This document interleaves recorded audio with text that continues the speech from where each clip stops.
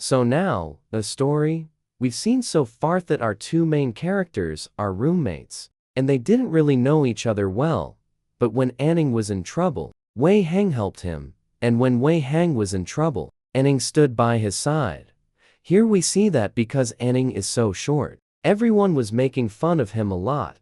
But there was one Wei Hang who encouraged him, and from both sides, two people were ready to play .so with that. Let's start chapter 2.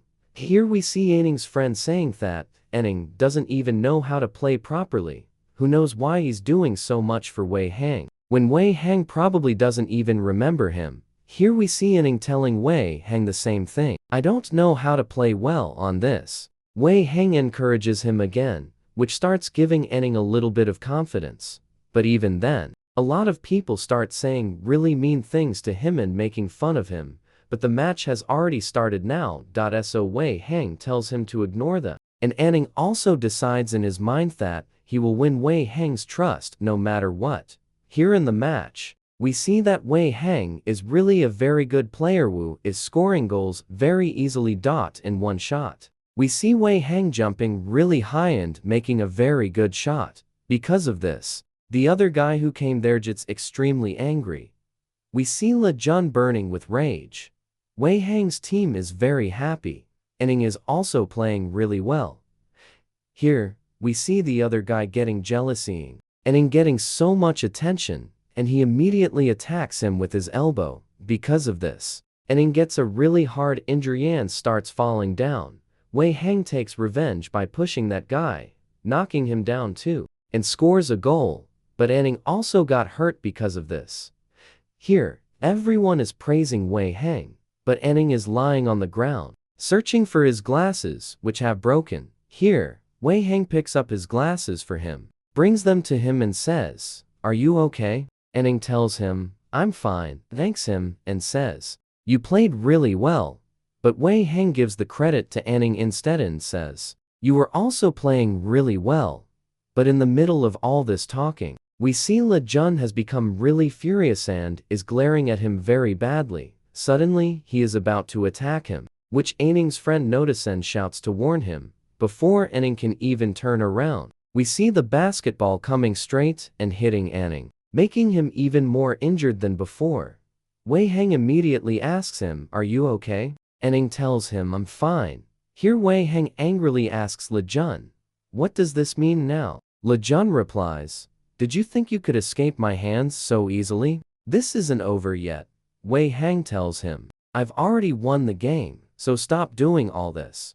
But Richan keeps trying to provoke him a lot and make him angry. Anning understood all this. So he immediately tries to calm Wei Hang down, and Wei Hang also knew they were trying to make him angry. So he immediately starts leaving from there with Anning. But then Richan starts making fun of Anning too and tells Wei Hang, "You people are cowards." After this, he still doesn't calm down and throws Wei Hang's very expensive watch, breaking it. But Wei Hang doesn't get upset at all. He immediately picks up his watch, keeps it with him, and tells Anning again, "Come with me." Here Anning gets really surprised and thinks Wei Hang may not look like it, but he's really smart. He understood that these people are deliberately provoking him. While going together, Wei Hang tells Anning to get new glasses. But Anning refuses. Here, Wei Hang tells Anning, "You're not like the other people. You're quite different." Because of this, Anning starts blushing. Then Richan comes again and starts making fun of Anning, saying, "Shorty, I think you're about to faint now." But now, Wei Hang has gotten really angry and starts glaring at them badly, and starts going towards them to fight because now they were targeting Anning. Here, seeing Wei Hang so angry, Richan's friend stops him from fighting and says that Wei Hang is way too strong, and they immediately get scared and leave from there. Because of this, Anning takes a breath of relief. Then we see both of them sitting together. Wei Hang immediately asks Anning for his WeChat ID and adds him on Messenger, which makes Anning really happy. They're talking like this. Suddenly, Wei Hang asks Anning, "We're in the same class, right?" Hearing this, Anning can't believe Itan thinks we've been studying in the same class for so long. Do you really not know that I'm in your class? And seeing Anning laughing like this, Wei Heng asks him, "Why are you laughing?" Anning says, "Nothing. By the way, are you coming back to the dorm tonight? We both live in the same building. So if you come there, we can meet." Wei Heng agrees to this too. We see Anning smiling, and he realizes that Wei Heng has absolutely no memory that he is his roommate. Then both of them are about to leave from there. Anning tells Wei Heng, "Forgive me, I couldn't play well." Wei Heng tells him, "Okay, fine. I'll teach you. We can play together later." Anning agrees to this too. And then both of them go their separate ways while talking like this. In the next scene, we see Anning coming to his room and thinking that maybe Wei Heng has already come to the room by now. But nothing like that has happened. Finding the room empty again, Anning gets sad once Marine thinks Wei Heng didn't come today either. He immediately puts his glasses away, wears another pair, and starts going out. Then on the way, he sees Wei Heng coming from the front, which surprises him a lot. Here, we see Wei Heng walking ahead, and both of them meet on the stairs. Anning happily greets him. Wei Heng asks him, "Which room do you live in? Tell me, we can hang out together." Anning points towards his room and says, "Wait for me." Anning leaves from there, smiling. He thinks his reaction will be worth watching when he finds out that I'm his roommate. Here, Wei Heng is noticing Anning's glasses and thinking, he doesn't look as cute as before with these. Then Wei Heng is about to go inside. Suddenly, he remembers that he doesn't even know his own room number. He had forgotten which room he lives in. Here, when Anning comes back, he finds Wei Heng still standing there and asks him, "What are you doing here?" Wei Heng tells him, "I'm leaving now." Anning asks him to wait a little and says, "I brought something to eat." Wei Heng agrees to this too. Here, both of them start going together again, and Anning thinks, does he really not know that we live in the same room? As soon as both enter inside, Wei Heng asks, "Where is your roommate?" Anning looks at him innocently and replies, "My roommate? He came to this room for the first time today." And as soon as Wei Heng looks towards the wall, he sees his name written above his bed. Here, Wei Heng thinks so I am his roommate, and Anning apologizes and says, "Forgive me, I couldn't tell you earlier. I thought you would remember." Here, he is looking around the room and realizes that Anning has even cleaned his side. Anning is really nice. He has cleaned the whole room so well, even though half the room was Wei Heng's. Because of this, Wei Heng becomes really happy. Now, after a while, we see Wei Heng sending Anning some money. Anning says, "Why are you sending me so much money?" Wei Heng tells him, "For your glasses." Anning gets angry and says, "My glasses weren't even that expensive that you should send me 2,000 yuan. He starts returning the money, but Wei Heng refuses. But Anning isn't listening to him. Here Wei Heng looks at him and thinks, Anning doesn't look rich at all. Then why isn't he accepting my money? But Anning is fully ready to return his money. Here, Wei Heng also agrees and says, "Okay, first accept my money, then return it later." And Anning does exactly that. Immediately returns his money, and Anning says, "If you really want to thank me, then treat me to food sometime." On this, Wei Heng tells him about the weekend and says, "I'm free that day. Will you come hang out with me?" Anning tells him, "I can't go cause I have my part-time job."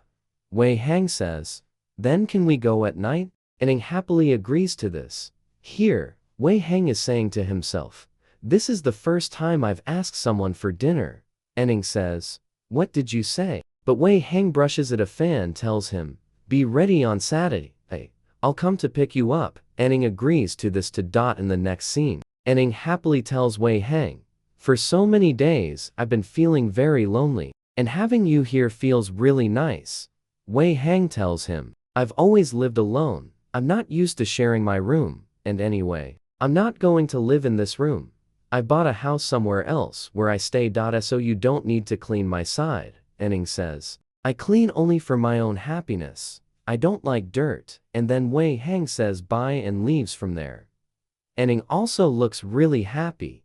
He is thinking, I never thought he would be able to talk so nicely with my roommate, even though he seems a bit detached from the world. He's a really good person. Now the next scene is of Saturday. Anning is at his part-time job. Then he notices a girl whose health has suddenly become bad. Here, Anning gets really panicky and starts talking to his coworker. She tells him that she has stomach pain. Anning immediately calls the manager there, who tells the girl that it might be appendicitis and immediately tells Anning to take her to the hospital. In the next scene, Anning is taking the girl to the hospital and he is very panicked. Here, we see the girl in the hospital. Anning gets her admitted, but in this, a lot of his money gets spent, and the poor guy doesn't have a single penny left. He thinks it's okay. I'll get my payment in a few days. Then he thinks it's okay. In a few days I'll get my salary, so I can arrange food for a few days by skipping meals for some time. Here Anning is sitting there waiting for the girl's boyfriend, so that when he comes, Anning can leave from there. And at the same time, he messages Wei Hang that he won't be able to come today because he had to bring a colleague to the hospital. Wei Hang also replies, no problem, we'll meet some other time, and cancels the restaurant booking. Here Anning is thinking, I hope Wei Hang doesn't get angry with me. Here again, we see Anning returning Wei Hang's remaining money too.